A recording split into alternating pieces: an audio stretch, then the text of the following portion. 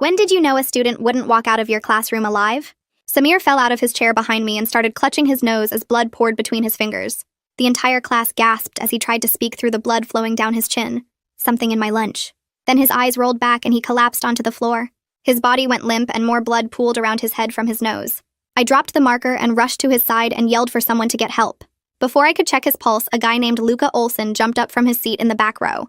He pushed through the crowd of students and screamed, "Wait! Don't move him! I know what's wrong with him! I'll be back!" He sprinted out of the classroom before I could stop him. I called the office and told them to send the nurse immediately and call 911. Mrs. Schroeder arrived within minutes carrying her medical bag. She checked Samir's pulse and her face went pale. She announced his heartbeat was dangerously slow and getting weaker. Without hesitation, she pointed at Valerie, the captain of the swim team, and told her to start chest compressions to the beat of "Staying Alive."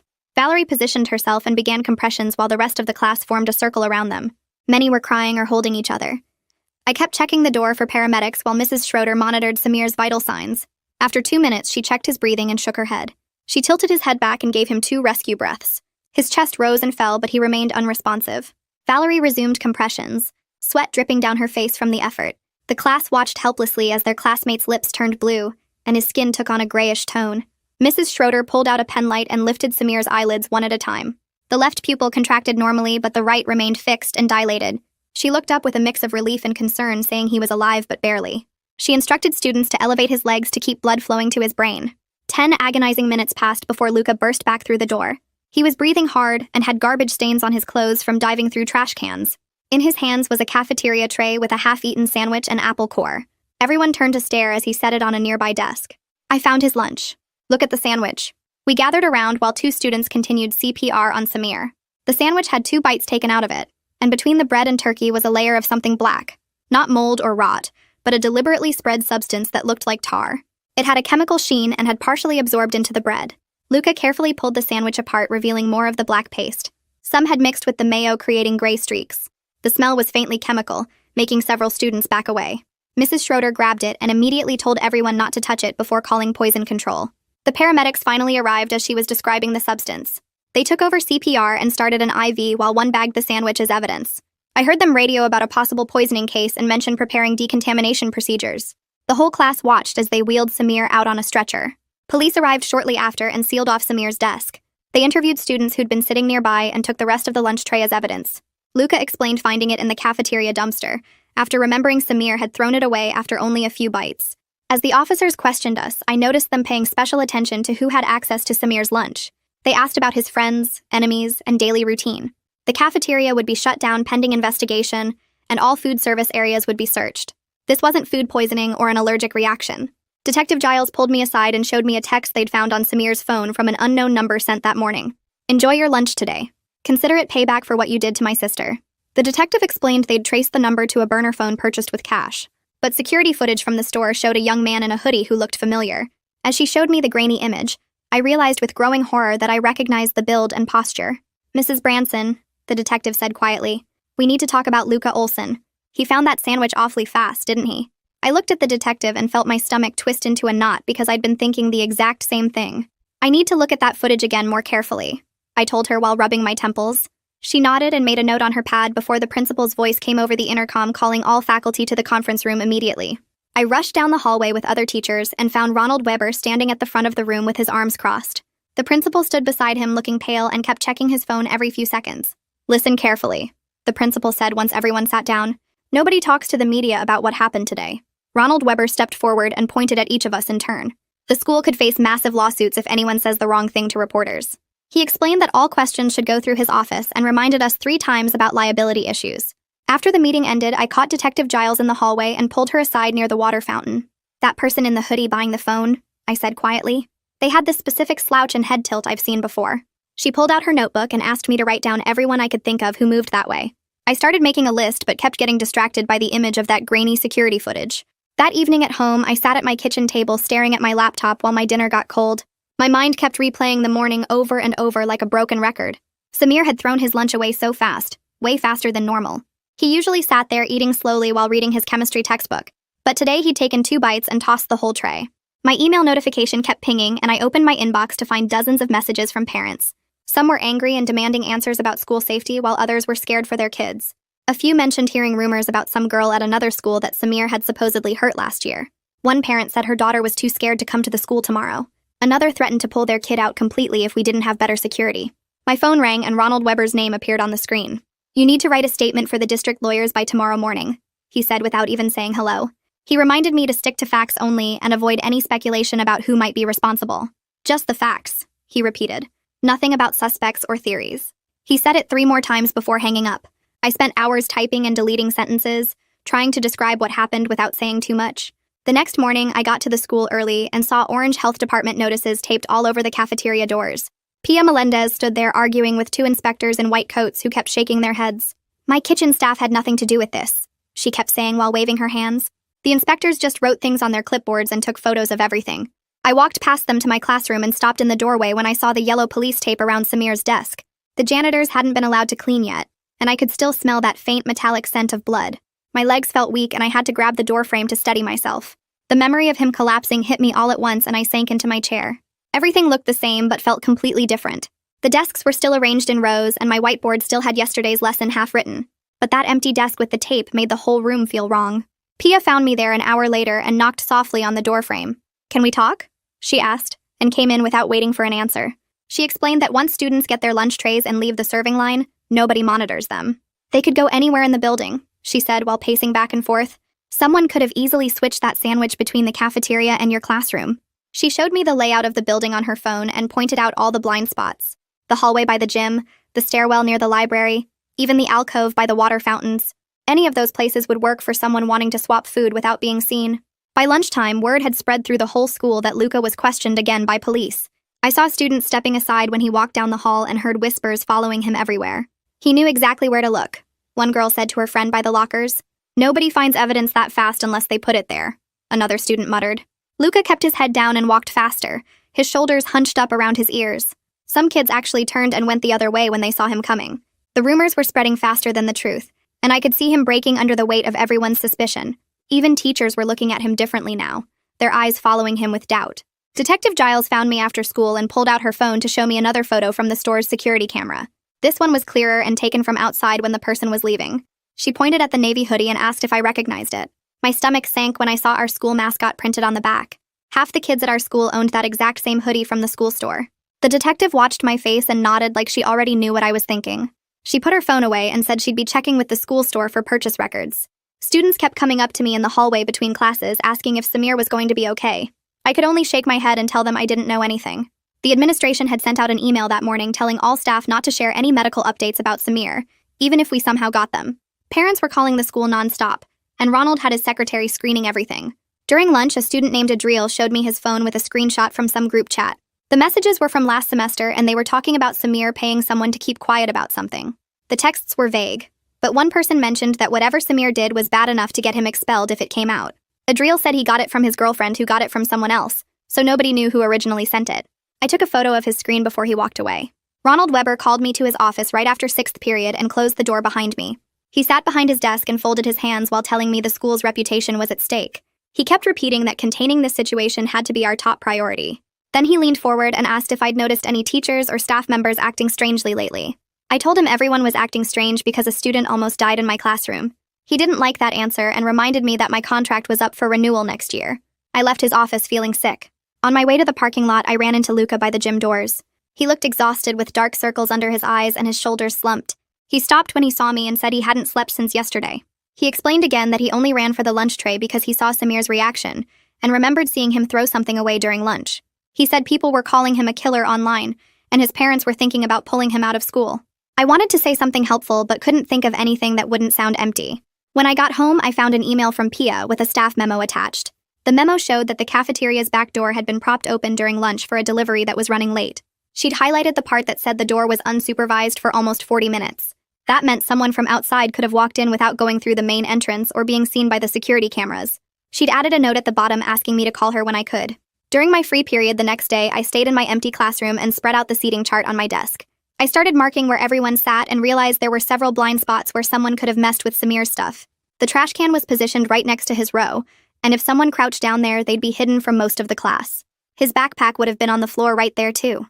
The more I looked at it, the more places I found where someone could have switched his sandwich without being noticed. My phone rang that afternoon and Detective Giles's number showed up. She told me Samir was still in the ICU but stable for now. The doctors were monitoring his heart and running more tests. She said his family didn't want any visitors and had asked for complete privacy during this time. She also mentioned that the lab results were coming in soon, and she'd update me when she knew more. 2 days later, she called again with the lab report. The black substance contained petroleum-based compounds mixed with crushed prescription medications. She listed off the chemicals they found and said this wasn't some random prank or accident. Someone had deliberately mixed these substances knowing they would cause serious harm. The combination was designed to be absorbed quickly through the stomach lining. She said they were treating this as attempted murder now. I met with Pia in her office behind the cafeteria that Friday. She had a clipboard with lists of names and was going through them one by one. She showed me everyone who had access to cleaning supplies and solvents near the food service areas. The list included maintenance staff, delivery drivers, and about a dozen student workers who helped during lunch. Requested Reads is on Spotify now. Check out link in the description or comments. She'd already given copies to the police but wanted me to look in case any names stood out. One section showed temporary workers and delivery people who weren't regular employees. She said those were the hardest to track because they came and went without much oversight. After looking through the list for 20 minutes, the counselor knocked on Pia's door and asked to speak with me privately. We walked to her small office down the hall where she closed the door and pulled out a thick folder from her locked cabinet. She flipped through several pages before stopping at a document with Samir's name at the top and told me there was something I needed to know about last semester. A female student from another school had filed a complaint against him after a party, but the case was dropped when no one could prove what happened. The girl's parents were furious and kept calling the school demanding action, even though there wasn't enough evidence to do anything. She said the family had been extremely upset about the whole situation. I left her office feeling sick and headed to find Luca, who was sitting alone in the library staring at his phone. When I sat down across from him, he looked up with red eyes and immediately started talking about the security footage Detective Giles had shown him. He admitted he owned the exact same navy hoodie that the person was wearing in the store video. But then he pulled out his phone and showed me photos from his mom's Instagram that morning with timestamps proving he was at a doctor's appointment across town when the burner phone was purchased. The relief on his face when I told him I believed him was obvious. My phone buzzed with a district email marked urgent, and I opened it to find a message from the superintendent's office saying all media requests had to go through Ronald Weber immediately. They were trying to control the story, but I could already see students posting about it everywhere on social media, and the rumors were spreading faster than anyone could manage. That night around 11, I was grading papers when a direct message popped up on my laptop from a student whose username I didn't recognize. They said they'd seen someone in a courier uniform hanging around the cafeteria's back door that morning before school started, and the person had been looking for something specific near the dumpsters. The message disappeared after I read it, and I couldn't find any trace of who sent it. Early the next morning, Detective Giles called while I was making coffee and told me the lab had found traces of shoe polish solvent mixed with beta blockers and antihistamines in the black substance. She explained this exact combination would cause the symptoms Samir showed, including the slow heartbeat and breathing problems. The shoe polish would have masked the taste of the medications while making the whole thing absorb faster through his stomach. I grabbed a notepad and started making a list of everyone who knew Samir's lunch routine well enough to plan this. He always brought turkey sandwiches on B-schedule days, which meant only people familiar with his daily habits would know exactly when to strike. The pattern was so specific that it narrowed down the suspects to people who saw him regularly. I remembered Pia mentioning something about the door lock and went back to check her files where I found a work order from last week. The cafeteria's back door lock had been broken for 7 days, but the repairs kept getting delayed because of budget issues. Pia had complained 3 times about the security risk, but no one listened until now. She was frustrated that her concerns weren't taken seriously when she'd been warning them about this exact problem. 2 days later, Beckett Reyes stayed after class and waited until everyone else left before approaching my desk. He whispered that he needed to tell me something important, but was scared of getting involved. He'd seen someone swap a sandwich at the end of lunch period near the trash cans by the exit. The person had been wearing dark clothes and moved quickly, but Beckett noticed them take something from a bag and switch it with another sandwich on a tray. He was terrified of what might happen if anyone found out he was talking, but felt too guilty to stay quiet any longer. When I asked him to describe anything else he remembered, Beckett pulled out a piece of paper where he'd drawn a sketch. The person had been wearing a distinctive college championship ring on their right hand, with a logo that looked familiar, but I couldn't place where I'd seen it before. The ring had a large stone in the center with text around it, and what looked like a mascot design on the side. He said the person's hand had been shaking slightly when they made the switch. I took the sketch to Pia, who had been going through delivery logs all morning, and she showed me something strange in the records. There was an unscheduled drop-off around lunchtime from a driver who wasn't on the regular route for that day. The signature on the form was just a messy scribble, and the package description section was completely blank, which never happened with legitimate deliveries. The timestamp showed it happened right before lunch started, which would have given someone perfect access to the cafeteria area. Pia said she'd never seen this driver before, and none of the regular staff recognized the name on the log. The whole thing felt wrong, and we both knew this wasn't just some random delivery mix-up, but part of something planned. Ronald Weber was waiting for me outside my classroom the next morning with his arms crossed and that look he gets when he's about to lecture someone. He pulled me into an empty conference room and shut the door hard enough that the blinds rattled against the window. He started pacing back and forth while telling me the district was getting nervous about liability issues with me asking so many questions. His face got redder as he talked about how I needed to let the police handle their job and stop playing detective before I created legal problems for everyone. He slammed his hand on the table and said if I kept investigating on my own, he'd have no choice but to put me on administrative leave immediately. I nodded and left, but went straight to my computer where an email from the cafeteria vendor was waiting in my inbox about their delivery schedules. The message mentioned they'd had a temporary courier named James covering routes all week, but nobody seemed to have his full contact info on file. The vendor said James had been hired through a temp agency, and they were still trying to track down his background check paperwork from their files.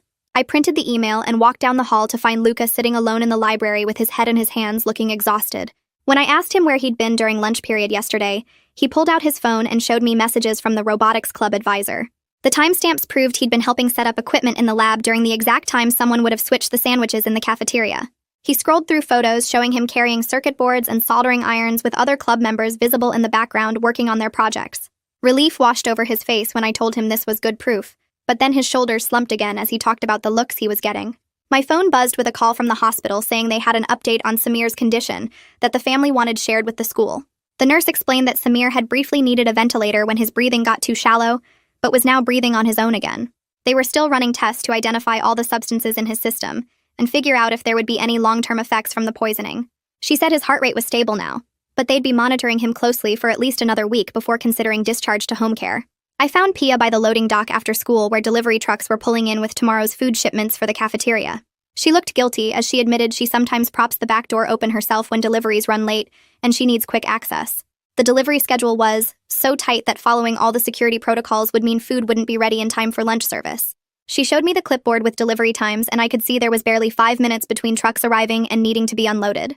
Her hands shook as she explained how she'd been doing this for months, without thinking it could be a security risk until now. An official notice from the district's legal team was waiting in my mailbox when I got back to my classroom that afternoon. The letter stated that Samir's family was considering civil action against the school for failing to provide adequate security and supervision. Everyone was instructed to preserve all documents and communications related to the incident, including emails, notes, and any informal conversations about the poisoning. The lawyers wanted everything documented in case depositions were needed, and warned us not to delete anything that might be considered evidence later. Beckett stayed after class again the next day, and waited until we were alone before telling me his sister went to another school nearby. She knew the girl from the rumors about Samir, and had heard there was a video that circulated briefly before being deleted from phones. Nobody had saved proof of what happened, but multiple students remembered seeing it and talking about how bad it looked for Samir's reputation. Beckett's sister said the girl's family had been furious when the school wouldn't take action without concrete evidence of what Samir had supposedly done. Detective Giles called that evening to share that their analysis of the hoodie buyer's walk from the security footage was inconclusive after all. The height and build could match multiple students at our school, or even a young staff member who might have access to the building. She sounded frustrated as she explained how the person had kept their head down and walked in a way that made identification nearly impossible. The tech team had tried enhancing the footage, but the quality was too poor to get any distinguishing features beyond general body type and gait. Luca showed up at my classroom door after school looking worse than I'd ever seen him, with dark circles under his eyes and unwashed hair. He broke down crying as he talked about how everyone assumed he was guilty just because he'd found the evidence so quickly. His voice cracked when he said he was just trying to help, and now his college applications might be ruined by being associated with this. Other students were avoiding him in the halls, and someone had written poisoner on his locker in permanent marker that maintenance couldn't fully remove.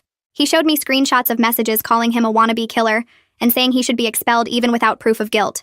The lab finally sent their full report confirming the presence of propranolol at dangerous levels mixed into the black substance on the sandwich. The amount was definitely enough to cause severe cardiac symptoms, and could have been fatal if medical help hadn't arrived when it did. I pulled Detective Giles aside after reading the lab report and pointed out that whoever did this had to get the sandwich to Samir somehow. She nodded and said they were already pulling traffic cam footage from all the delivery trucks that came near the school that morning. The tech team was going through hours of video looking for any courier vans or trucks that stopped near our building between 7 and noon. She showed me printouts of vehicle plates they'd captured so far and asked if any looked familiar from my morning arrival. I recognized a few regular delivery companies, but nothing stood out as unusual. She made notes about each one I remembered seeing before and said they'd cross-reference with the company's official routes for that day. 2 days later, she called with news that made my stomach drop. A contractor's employee roster from a local courier service showed they'd hired someone named James Hartley just 2 weeks ago for temporary delivery routes around our district. His emergency contact form listed a sister who went to Roosevelt High, the school just 15 minutes from ours. The timing was too perfect to be coincidence since he'd started right before the poisoning happened. Detective Giles said she was heading to his apartment that afternoon to question him, and would update me after. She called me that evening and her voice was tight with excitement. Hartley had answered the door wearing a college championship ring that matched exactly what Beckett had described down to the logo and year engraved on it.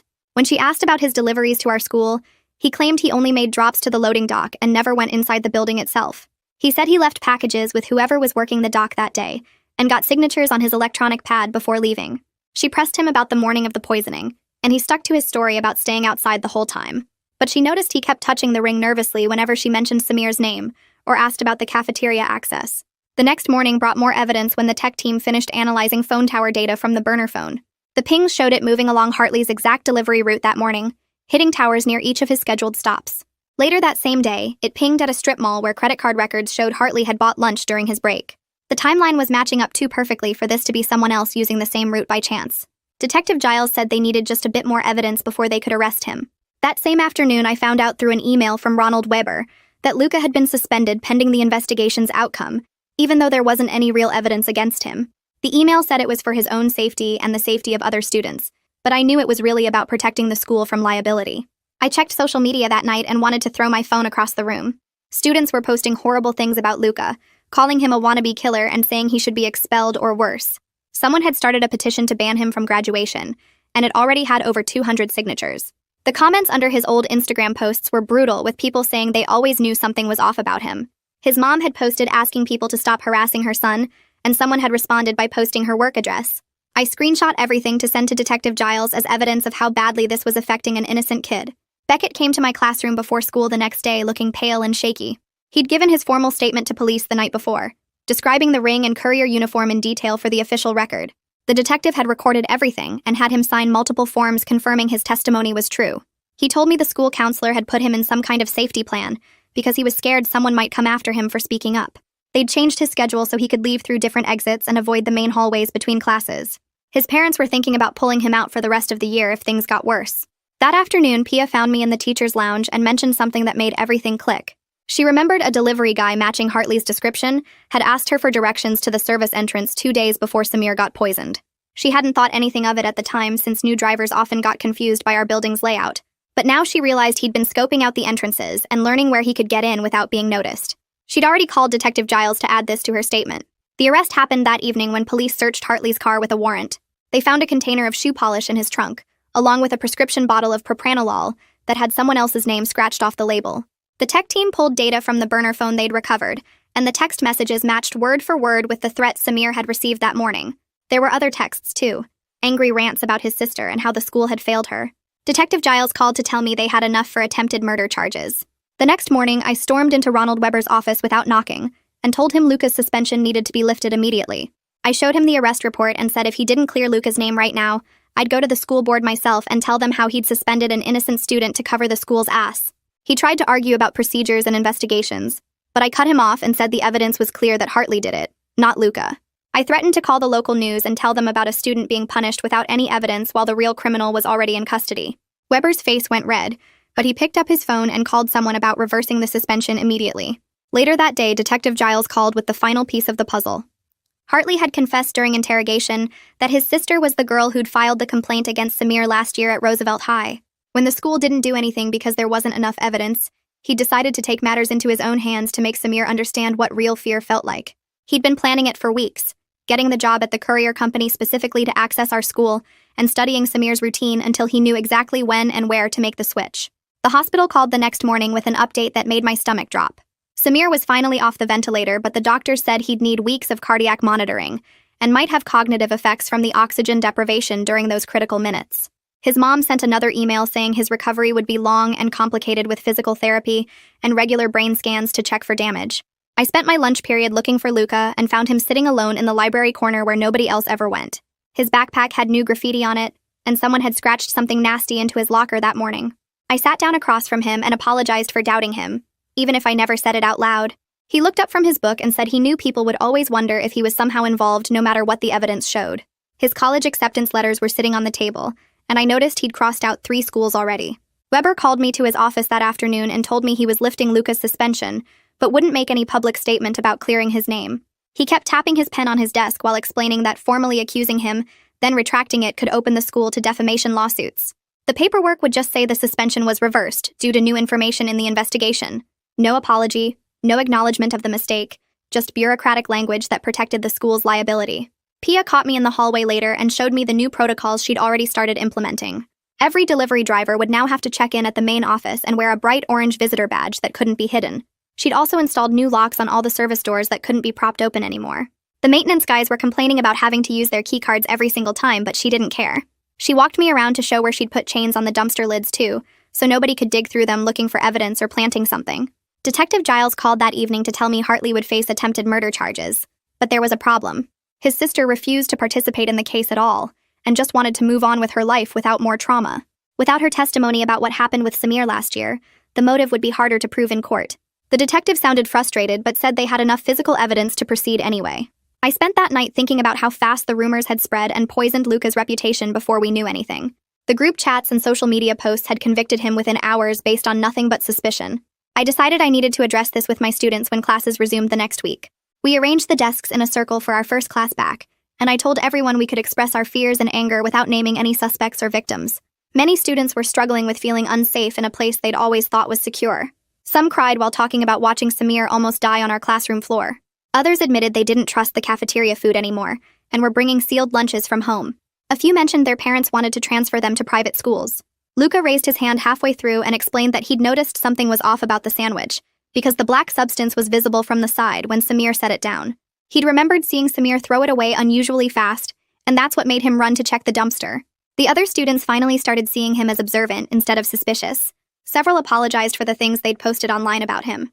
After class, I asked Beckett to stay behind and thanked him privately for his courage in coming forward with what he saw. His hands were shaking less now, but he still looked over his shoulder constantly. The counselor had arranged for him to have extra support sessions without making him feel singled out from other students. His parents had decided not to pull him from the school after all since Hartley was in custody. Pia gave me a tour that afternoon of all the new safety measures she'd rushed to install. Door alarms would sound if any service entrance was held open more than 30 seconds. Security cameras now covered every blind spot in the cafeteria and loading areas.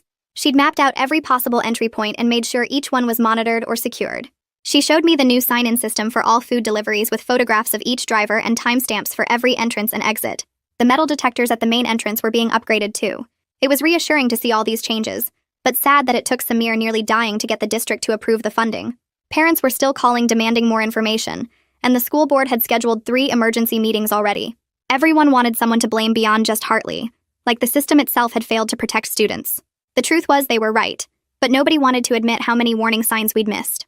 Ronald sent out an email that afternoon with the subject line, "Important Safety Update," that basically said nothing. He used words like enhanced protocols and comprehensive review without mentioning the poisoning or James or anything real.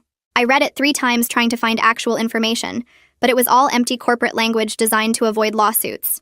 The other teachers were passing copies around in the break room and shaking their heads at how useless it was. Parents started calling the school within minutes, demanding real answers, but the office staff could only repeat the same vague talking points Ronald had given them. That evening, I found an email from an address I didn't recognize in my inbox.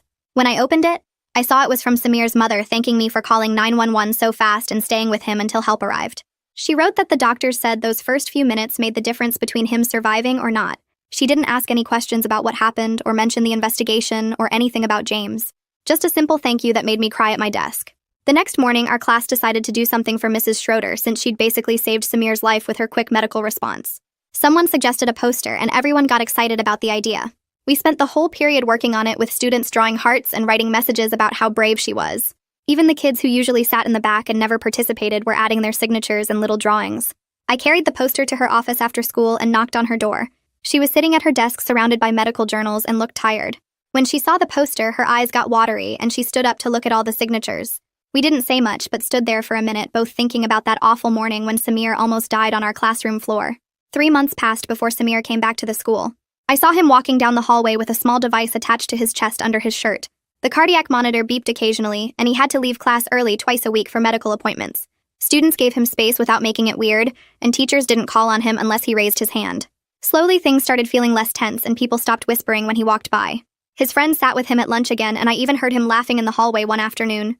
Luca found me after school one day holding an acceptance letter from the engineering program he'd been dreaming about since freshman year.